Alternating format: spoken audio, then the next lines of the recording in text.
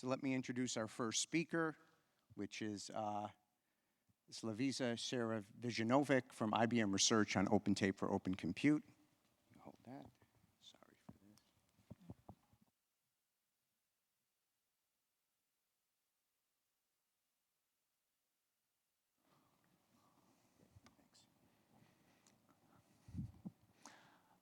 Okay, good morning. I'm Slavisa from IBM Research Zurich.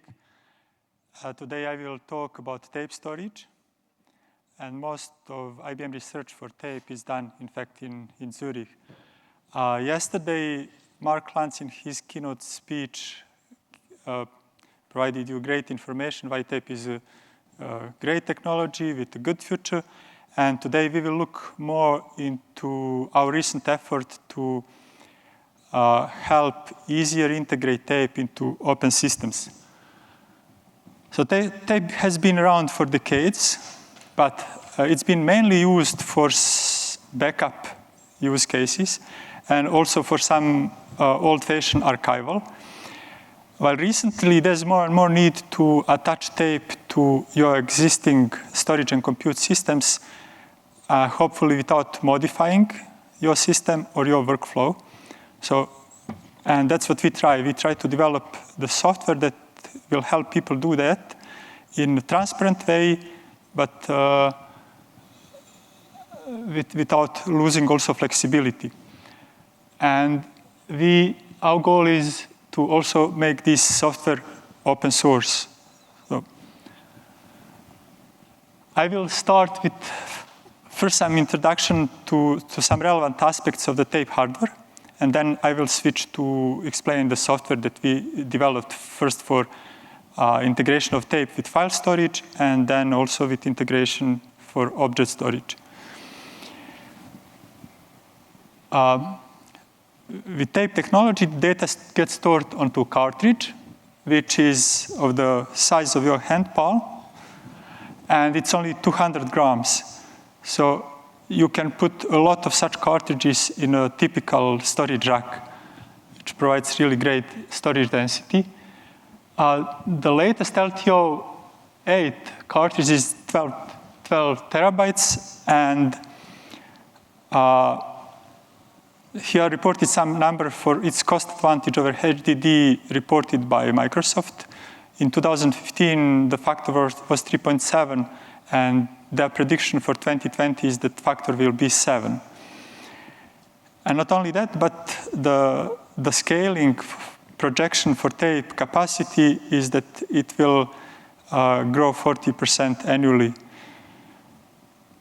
And to understand why this is possible, you need to think that inside of this cartridge, you have almost a kilometer-long tape, which is 1.3 centimeter wide. So though the recording technology is quite similar to the disk, is magnetic recording, the surface area on which you can write your data in one cartridge is around 12.5 meters square, which is like half of this screen, or a little bit less maybe.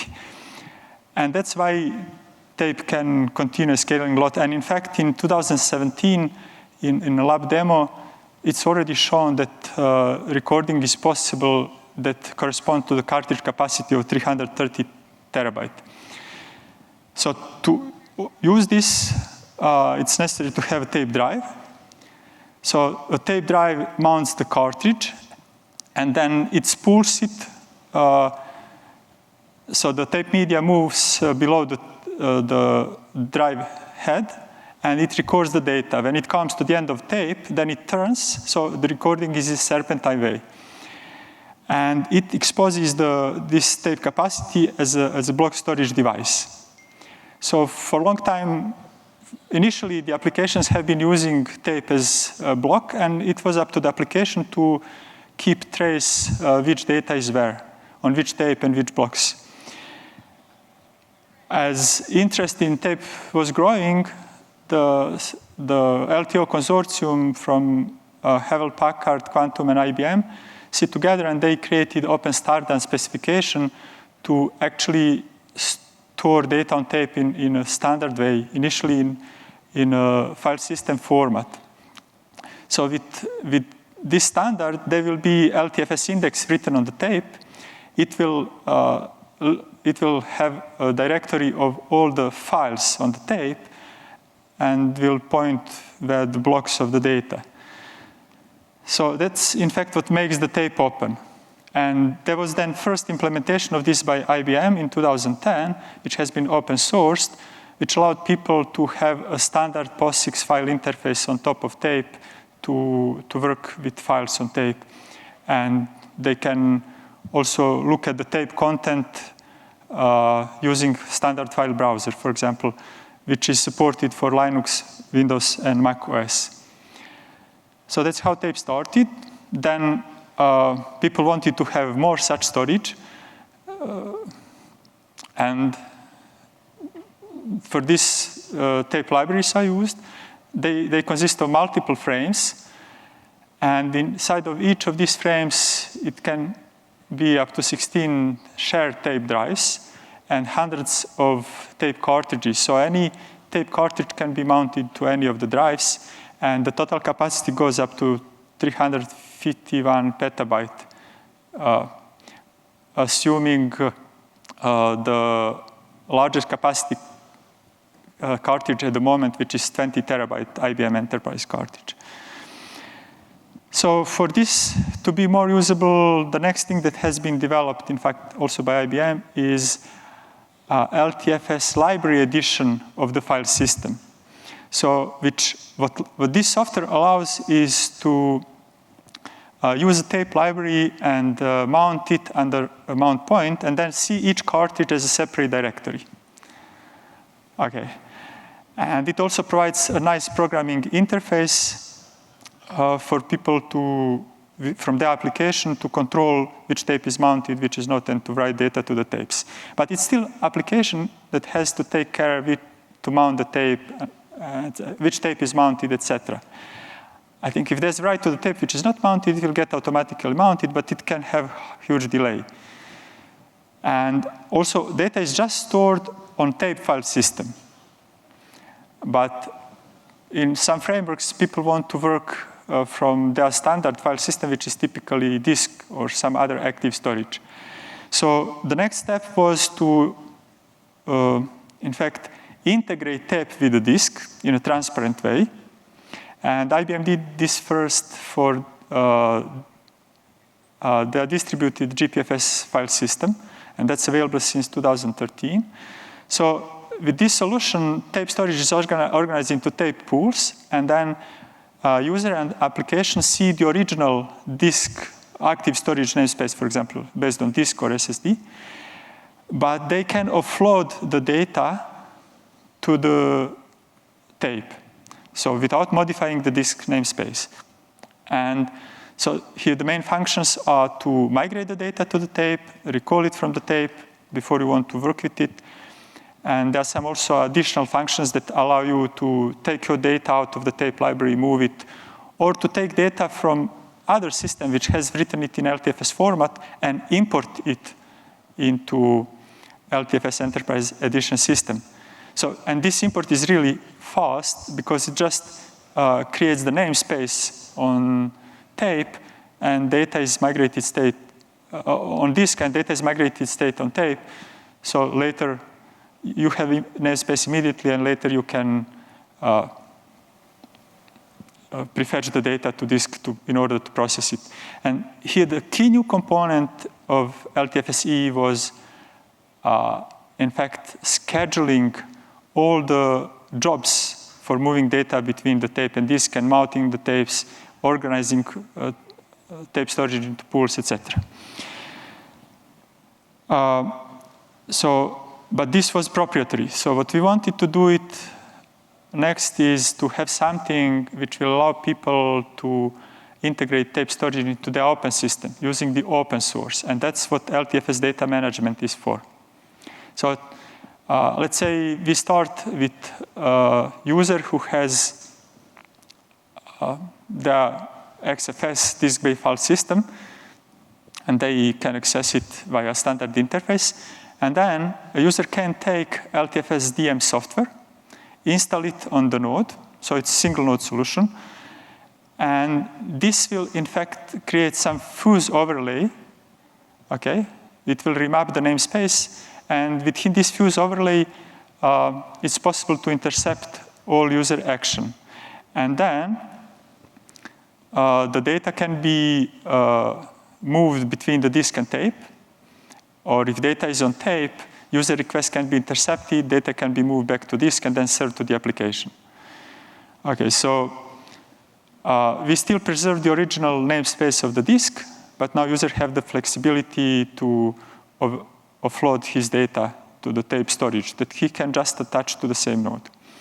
And the main function is to migrate or pre-migrate data to tape, to have the transparent or explicit recall back to the disk.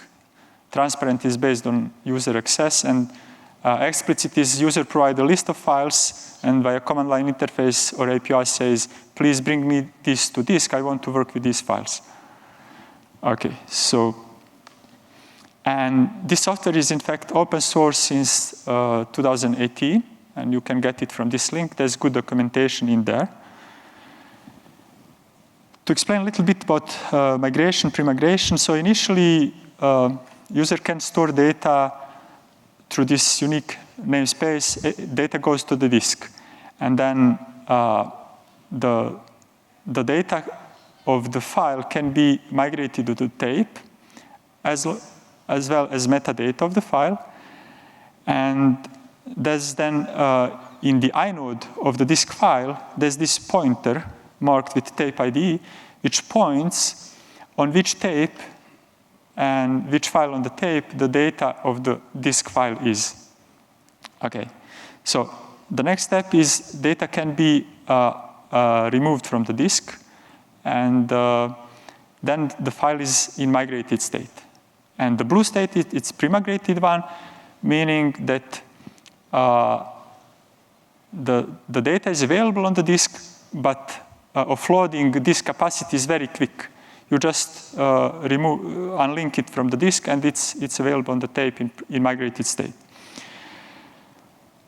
A little bit about the internals of LTFS DM. So I already mentioned this fuse layer that intercept all user requests. And it's from this fuse layer that we control moving the data between disk and tape. And in fact, the main contribution here for this integration is this scheduling and tape management component. Because when user wants to migrate or recall a large number of files transparently, meaning the user just access many files and then these requests are created in the system, then all these requests get queued, and the system will group them per tape, and also within tape it will read them in the optimal order. So it will not seek from one file to another, which takes long by random, but it will go in the best order. And there are some also additional functions which tape cartridges can still be organized into pools, which helps to collocate the data, for example, from the same project onto the same set of tapes. And it's also replication here is possible on tape. If you want higher data durability and reliability, you can create multiple copies on the tape. Okay, so that's for what we did for the integration with tape file system. Then we also look at integration with object storage. And why we look at object, it's because it has simple interface, which is very efficient. And it's also suitable for remote access. The storage is now organized into data rings, which map partition of each disk on each storage node. All these partitions are mapped to partitions of a ring. Then when there's URL request, it will be mapped to given partition. So this allows any proxy server to be able to serve the request. There's no any state like in the file system. And that's why object storage can scale to much better than file system. So the system availability and scalability is very high, and also because of replication and data check, it's very durable. So what we did is we took the OpenStack Swift and provided some API extension to be able to do these explicit and operations. So we assume a file backend with HLM, like LTFS DM, for example, but then we also extend Swift so that this migration recall request get distributed across the nodes and executed efficiently. And because we do this all in this Swift HLM component, now to integrate specific backend, it's just enough to create a very simple connector which will map the operations. This chart, I showed in blue the components we developed for Swift HLM. Okay, so there's some middleware which extends the API, there's a dispatcher, and all the requests get queued. Then dispatcher will compute across which nodes it needs to distribute them and execute them efficiently. And there's this connector which is backend specific. So to summarize, we provided the open source solutions for integration of file and object storage, hopefully interesting for you to try. And what we're also looking next for Swift HLM solution is to also support some S3 API. And we think it's good to do this by using extended attributes so that we can also simplify the architecture of Swift HLM itself. So we will also have a poster session today. You are welcome to come to discuss this further.